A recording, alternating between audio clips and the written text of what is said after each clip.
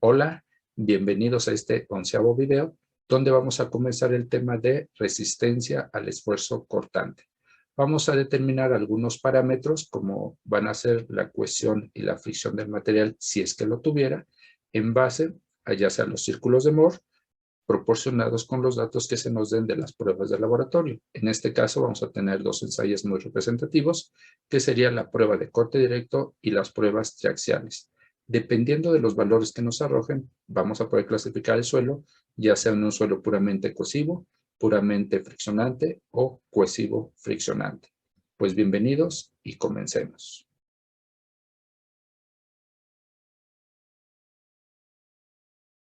Bueno, entonces lo que vamos a ver ahorita va a ser lo siguiente. Los tipos de suelos dependiendo del valor tanto de la cohesión como la fricción, ¿no? Entonces, en base a los apuntes, esta es la expresión general de resistencia al esfuerzo cortante, ¿no? Donde nos indican que el tau F es igual a la suma de la cohesión más el esfuerzo efectivo por la tangente de φ. Entonces, los parámetros de corte, también lo habíamos comentado, son C, que es la cohesión, y el ángulo de fricción del material. Dependiendo si el suelo presenta las dos características, será un suelo cohesivo friccionante, como es el primero que vamos a ver. El orden, digo, no tiene nada que ver. En este suelo cohesivo friccionante siempre vamos a graficar los esfuerzos normales en el eje de las X y los esfuerzos cortantes en el eje de las Y. Entonces, a continuación, colocaríamos, lo acabamos de ver hace un ratito, la presión de confinamiento sigma 3 y después queremos llegar al esfuerzo principal mayor sigma 1. Este sería el esfuerzo principal menor. Entonces, el esfuerzo normal axial es el sigma 1, este es el esfuerzo principal mayor.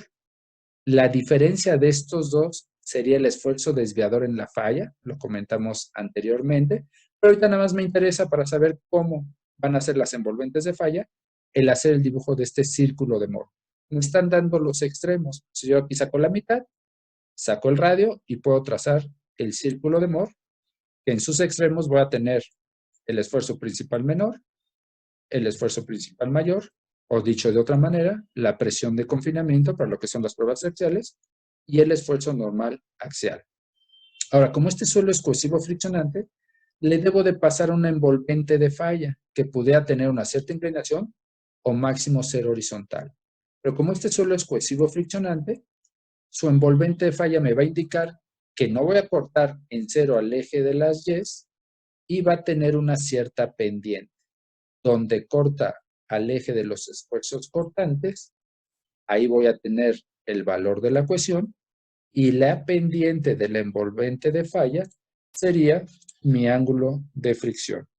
Entonces, en un suelo cohesivo friccionante, mi arreglo típico característico es una envolvente que no sale del origen, tiene una cierta inclinación y donde el círculo de Mohr estaría representado de esa manera.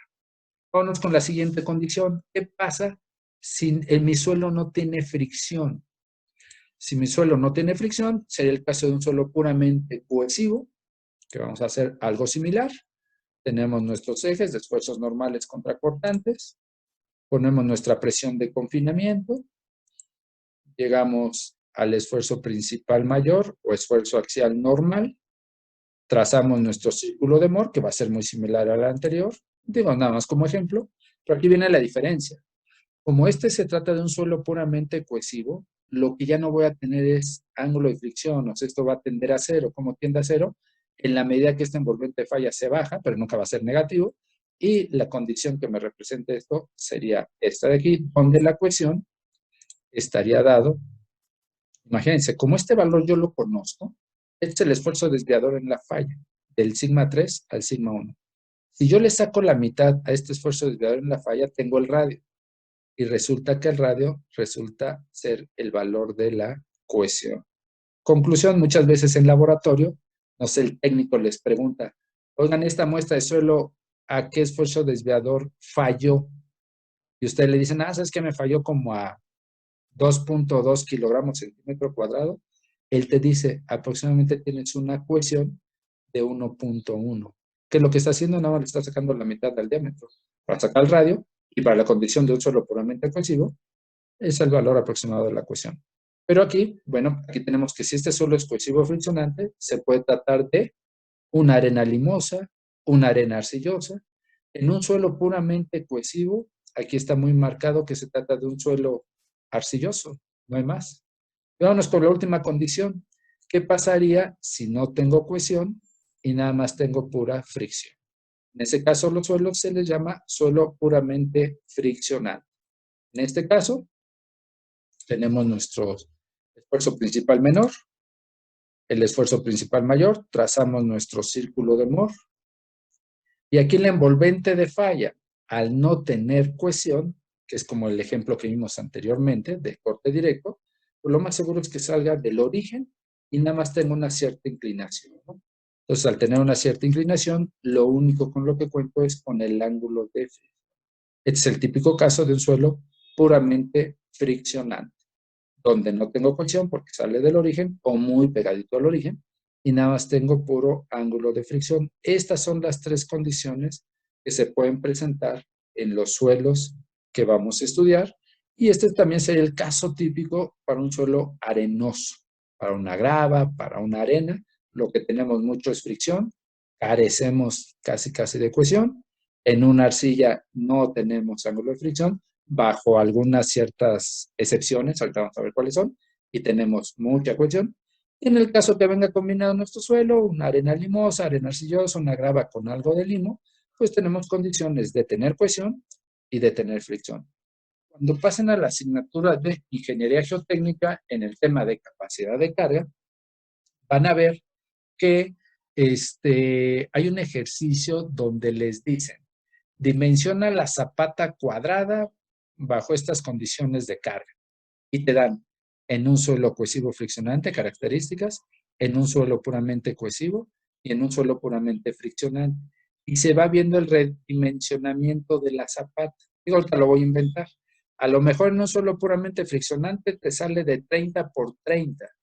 A lo mejor en un suelo puramente cohesivo crece a 70 por 70 y en un suelo cohesivo friccionante se va a 60 por 60. ¿Qué quiere decir eso? De manera muy general y simplista, que a lo mejor en un suelo puramente friccionante, en una grava o arena, la dimensión de tu zapata es menor. En un suelo puramente cohesivo es donde necesitas mayor área de cimentación porque el suelo es muy blando. En un suelo cohesivo friccionante, pues está entre el caso extremo de un suelo puramente cohesivo y un suelo friccionante. Algo así de interesante sería el ver qué tipo de suelo tienes y dónde vas a explantar esa estructura. Lo que pasa es que el día de mañana no es que tú me digas, ahora, profe, ¿el aeropuerto de Texcoco estaba en esta condición de un suelo puramente cohesivo? Sí. Oye, pero ahí la cimentación iba a salir muy grande en comparación a esta. ¿Por qué no cambiamos el suelo o por qué no nos lo llevamos a un suelo un poquito más duro?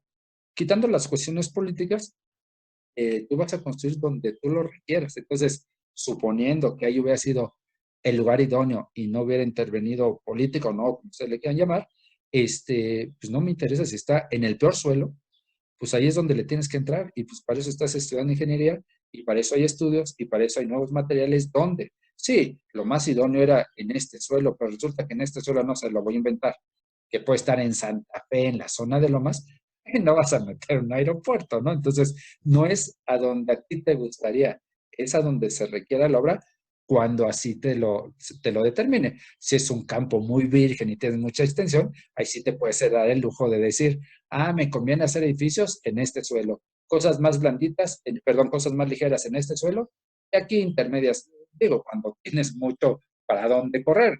No sé, estoy hablando de a lo mejor de la construcción de una presa que no la construye cerca de una ciudad, ahí sí tienes mucho para decir, tengo estas condiciones, y a lo mejor para una presa ni siquiera tienes condiciones de suelo, sino de rocas, y ya sería otro asunto completamente diferente. Bueno, siguiendo con este término de ideas, vamos a ver el primer ejercicio, ¿no? Esto viene en el Braja y dice lo siguiente. Para una arcilla normalmente consolidada, estamos hablando de la prueba, se dieron los siguientes resultados de un ensayo CD. Estamos hablando de un ensayo consolidado drenado. Lo acabamos de ver por lo menos las fórmulas. Es un ensayo consolidado drenado. Y hay otra cosa muy importante. Nos dicen que es una arcilla normalmente consolidada. Esto de normalmente consolidada lo vamos a ver en el siguiente tema, que es consolidación. Ahorita lo único que necesito que se les quede ahí medio grabado, que a pesar de lo que acabamos de decir anteriormente, que la arcilla lo que presenta nulo es fricción y mucha cohesión, si la arcilla está normalmente consolidada, como que cambia todo eso y lo hace al revés. Ahora lo que va a presentar es fricción, se va a comportar como una arena, y lo que va a tener menos va a ser cohesión. ¿Debido a qué? A que está normalmente consolidada. Ya lo veremos más adelante. Ahorita lo que se nos debe quedar en mente es lo siguiente. Es una arcilla normalmente consolidada, no va a tener cohesión y va a tener fricción. ¿Qué otro detalle es importante? Saber que hicieron un ensayo triaxial consolidado, drenado, y por lo tanto ustedes tendrían que jalar las expresiones que vimos anteriormente. Vamos a ver qué tipo de datos me dan en estos resultados del ensayo triaxial. También lo comentamos. Un primer dato que se les tiene que dar es qué presión de confinamiento le metieron a su muestra de suelo. Para este caso fueron 112 kilopascales. Y el otro dato que deben tener a la mano es una vez que llevaron la falla a su muestra de suelo, les tienen que proporcionar el esfuerzo desviador en la falla, este valor.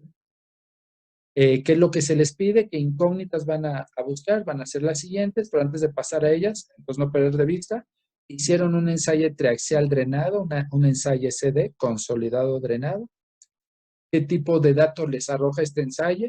Uno es a qué presión de confinamiento llevaste tu muestra de suelo y bajo qué esfuerzo desviador en la falla lo llevaste a la ruptura, ¿no? Entonces estos dos datos tú los tienes que tener a la mano después de que hiciste tu análisis triaxial. Ahora, ¿qué es lo que se te pide que busques? Pues buscar muchas cosas. Una, phi, que es el ángulo de fricción. Se dan cuenta, no les piden C.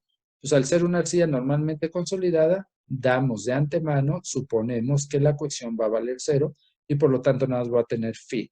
También me piden el ángulo teta. Vamos a ver ahorita dónde se forma ese ángulo teta en la muestra de suelo.